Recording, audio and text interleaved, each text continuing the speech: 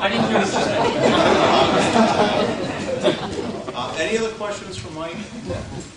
Well, we have cleared this with your bosses at the Attorney General's office, and we have something that's worth under $10, but we think it's nice.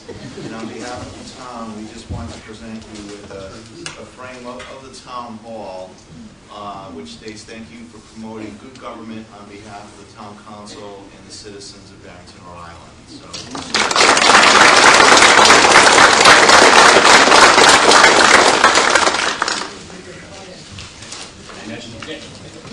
Mike is going to do his best to spend his dinner money in Barrington arranged dinner. So thanks for coming tonight. Thank you all.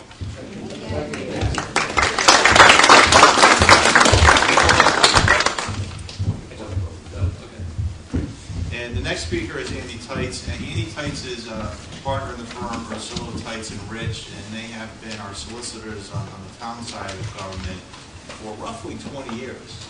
I was trying to think of it when I was standing here, probably 20, 21 years now. And Andy, Mike have been a wealth of resource for us on various boards and commissions over the years. And we have several sections. The first section is ethics, and then we'll take a brief break.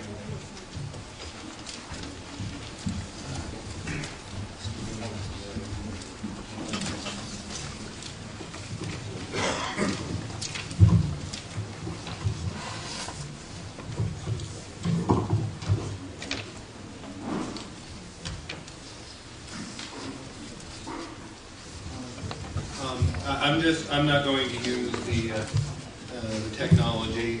There is a handout out there. I hope all of you got a copy. If not, you can give your name. I'm not going to read it either. I'm going to try to hit some of the high points. You can read it. I've put my email on it, so if you have questions, please feel free to send me an email. I guess school committee, school staff should send it to your attorney, but feel free if you want to ask me a question. Just remember, it won't be legal advice. It'll just be off-the-cuff advice for you guys. We've talked about, you heard from Mike, mostly about the Public Records Act, and I didn't know how much he was going to cover. I'm going to just talk for a couple of minutes on something that's not on any of the materials here, which is about the Open Meetings Act, since it's not there. It's something we've dealt with before. I think many of you have been through this before, and it's not a change, but I still want to go over it for those of you who are new, and a reminder. And I just want to, I guess, the first thing to remember is the basic fallback principle is all meetings of a public body, which you're all here as part of members of a public body, almost all here, all meetings of public bodies are considered public meetings unless they fall under a specific defined exception for executive session. And that's mainly the town council, the school committee of the bodies that would deal with one of those exceptions.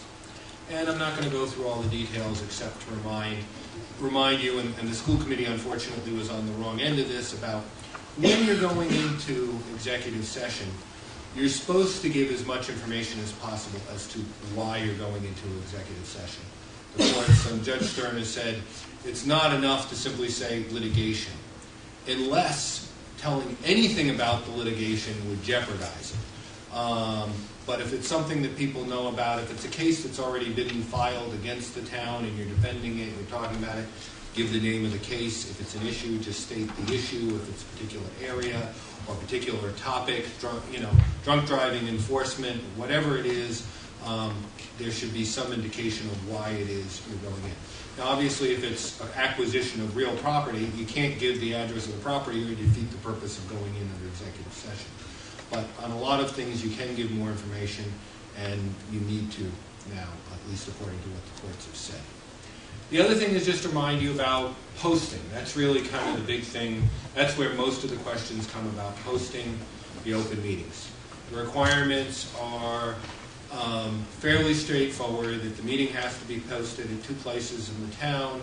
As far as, the town hall is where we do it here in Barrington, and the library, and if the meeting is being held in another location, the meeting is supposed to be posted at that location where the meeting is being held.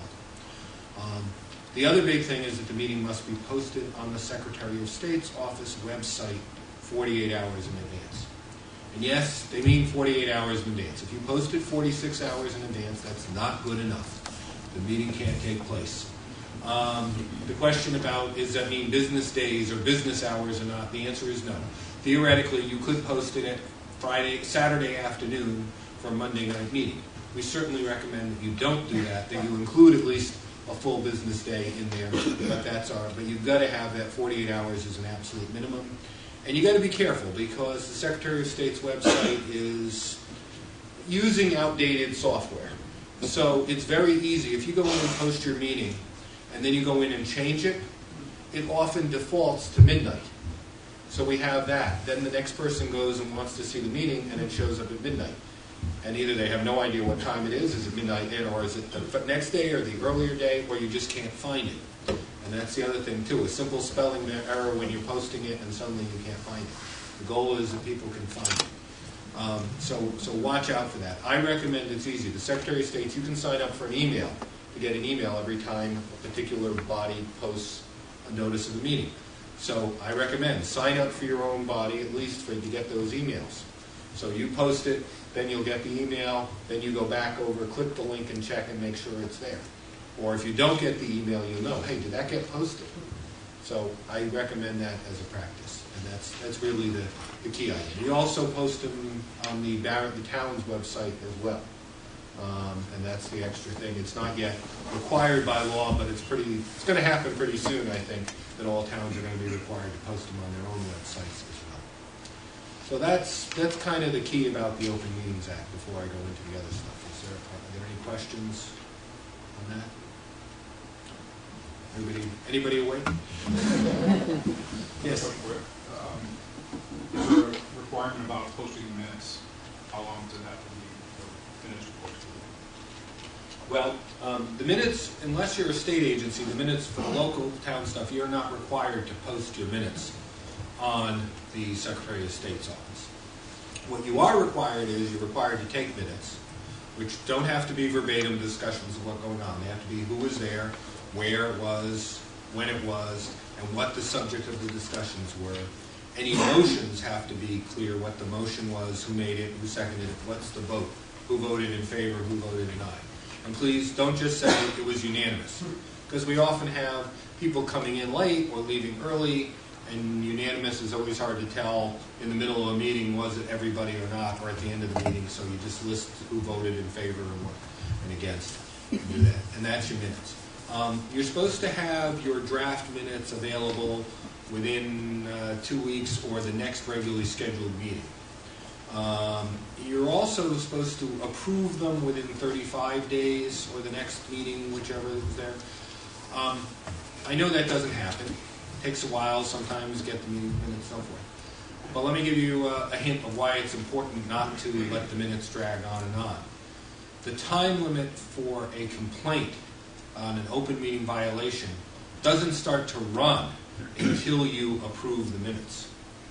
So if you take 2 or 3 months to get around to approving your minutes, someone still has 120 days from that point to file a complaint against you. The sooner you get your minutes approved, the sooner that time period starts running by which they'll be barred from filing a complaint against you for an open meetings violation. So also, draft minutes. You can't say, no, we won't provide you the minutes just because they're draft. Now, this is one of these things where open meetings and public records intersect. If you've got the draft minutes done and someone asks for them, you've got to give it to them. You can stamp them draft with a big red stamp on them, or use a watermark on your printing, whatever you want. But if you have them done, you do have to give them to someone upon request. So, yes? Many of the boards and commissions meet on this floor, which also is the home of the children's libraries, and we love the little children, but sometimes they run back and forth in the corridor, which leads us to want to shut the door. You've been told that you cannot do that if you're in an open meeting, is that correct? That is not correct. Oh, good. You can close the door. You can't lock the door. Now, which in fact is probably going to happen here. If we're running along at 8:30, the door to the library is probably going to be locked. We'll only be able to exit only And we had that problem as we had planning board meetings and stuff here. Okay, where's the brick to put in the door? Because you can't lock people out. But there's no reason you can't close the door as long as, you know, it would be obvious to a reasonable person that they could just open the door and walk into the meeting. If you closed the door and turned off all the lights in the outer room and the hallway so it looked totally dark, then that might be a little different. I have one more question about executive session. So a group that's having a discussion of something, an agenda item, which then becomes something that they want to go into executive session about, you cannot do that unless it's posted, unless the executive session is posted on the agenda. Yes. You can do the other way. You can have an executive session item that you decide to discuss out in the open, either in addition to or instead of the executive session. But if you haven't said you're going to have an executive session or might have an executive session on the matter, you can't go into executive session. I just want to give one perspective on that, though. If you haven't, I would not suggest having the executive session and going to open session, because a lot of times people assume that if it's executive session, it's not going to be discussed open anyway. So even though I think Andy's technically right on the law, what we're trying to do is, be transparent. All of us are, and I think that might be understandably construed by some. Say, geez, we thought this was an executive session conversation, and all of a sudden it became public, and I would have been there if I knew it was public. So I would not suggest flipping it either. Yeah, it's not a good practice unless you're going to tell in advance. We're going into executive session. We'll come out afterwards. Although my experience is the people who care about it usually will sit around all the time when you're in executive session anyway, just to hear you come out and say action was taken, motion to seal the minutes. So they'll be there. But Jeff's right. It's not a recommended practice, but it can be done. And there's also emergency situations too, where you have to have an emergency meeting, and then obviously you can't meet the notice. Sometimes you might actually have a real emergency you're going to meet, and then you're going to post the notice of the meeting after you've met. But those are few and far between. Natural disasters, hurricanes or something, and even then there's usually not. Usually the staff are dealing with it. It's not usually something where a council is required to meet. I think I've seen it once or twice in the last 20 years. So. Your question. Sorry. Yeah. You just said something that we haven't heard. If an action is taken in executive session, you have to announce that? Yes. You don't have to say what the action was. But if you take a vote or act in executive session, you are supposed to announce that action was taken at the end. Or no action was taken. You have to say no action was taken? You're supposed to. I mean, it's implied. If you don't say action was taken, it's kind of implied no action was taken. But if you do take action, yes, you're supposed to be saying that. And I just want to point out the emergency issue, too, because people are thinking about, there's a loophole. Remember, an emergency is two things. One, it's something that needs immediate attention, but it's also something that's unforeseen. If you've had some deadline that's coming up and you've known about it for a month, the fact that you wait till the day before the deadline doesn't make it an emergency to hold the meeting. So, all right. Going to move on a little bit now to ethics. And that's the important thing to remember. I mean, there are a lot of requirements here that all overlap. We're going to be talking about some like going all the way to the First Amendment of the U.S. Constitution. But on the local side, we've already seen, we've got the Open Meetings Act, we've got the Access to Public Records Act. As far as notice issues go and whatnot, there's a lot of substantive. The zoning board's got the Zoning Enabling Act, and they have specific timetables and notices, newspaper ads. The planning board has all sorts of specific deadlines that they have to meet, and they're all cumulative. You can't say, well, we met this one, so we don't have to meet that one. Whichever is the strictest, you have to meet all the requirements that are imposed upon you. Same thing in the town council when they're dealing with liquor licenses. There's specific extra requirements that are imposed by state law on that. So you have to follow all of those. And one of these other areas that applies to everybody is ethics. And in Rhode Island, some people look at it in a way, we almost have like 4 branches of government. We've got the executive, we've got the legislative, we've got the judiciary, and we've got the ethics commission. because they were created by a constitutional amendment. They're a body created by the Rhode Island Constitution, separate and apart from the rest of the government structure. And they have their own series of rules and requirements. The key goal of their requirements is, in a way very similar to what we've seen with open meetings and records, is that the public has a right to know how the public's business is done. The Ethics Commission is concerned with the public has the right to know how its government officials are acting with respect to their interests. Are they acting disinterested, or do they have other interests? Whether it be that they're part of a nonprofit group that has an interest, or their business, or they're getting paid by someone, what are their interests? And the way they deal with it, one of the ways is their annual filing. That I'm pretty sure most, not necessarily all of you, but most all of you here have to file the annual reports with the Ethics Commission.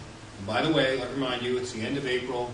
You can do it online now, but it's like taxes.